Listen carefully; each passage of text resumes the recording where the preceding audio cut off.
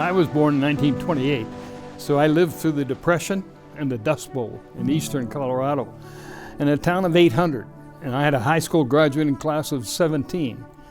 And I knew really early in life that education was the key to the good life. And I had the chance to get out of Holly and to go to college. Many of my colleagues did not. They were more skilled than I in some ways. And so all my life I've been thinking about that person who missed that opportunity. And when I got into public life and was thinking about higher education in Denver, I desperately wanted to have an institution, a four-year institution, where that group of people who were out there working but didn't have a chance to get higher education could re-enter the community. Maybe a year at a time and then have to go back to work. But that's the institution I wanted to see in Denver. He had this lifelong commitment to education for everyone. And he, when he was in the legislature, visioned creating a university for what he called the scrappy students.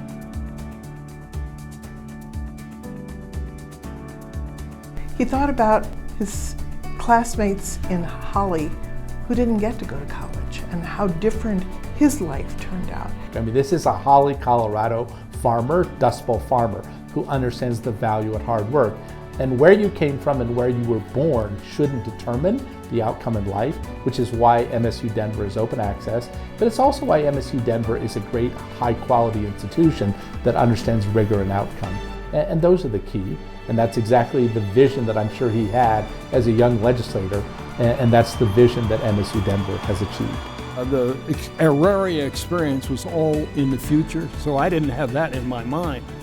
But I thought if it got a chance to exist, it would fight for its own future and it would establish itself, it would prove itself by being in the mix.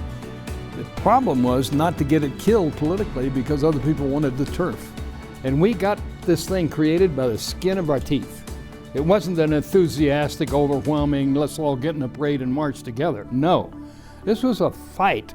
He pushed this through the legislature. He came up with a vision. We literally would not exist as a university if it were not for the determination and the tenacity of Roy Romer. This was his idea.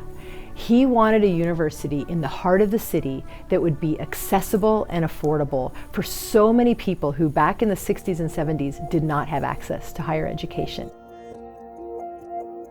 There was a need here that needed to be filled, and as you can see what's happened, what you've done with this institution, the proof is in the pudding.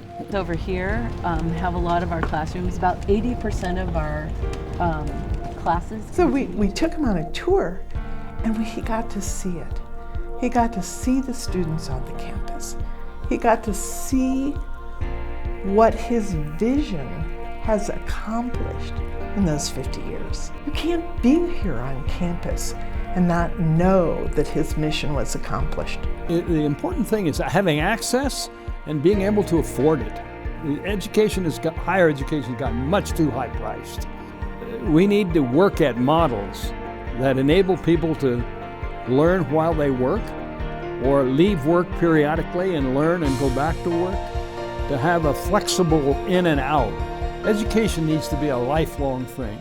And so I think all of us Romers, whether it's myself or my daughter Rachel, who's also making her own big mark in education, we all have a deep passion that education is the way to redistribute opportunity. And hey, we still got a whole community of people out there who have the potential of further education that need it, that we haven't gotten to yet. So we're not there where we need to be, we're on the way. I still believe education is the key to the good life. And there's so many people who have not yet had that opportunity.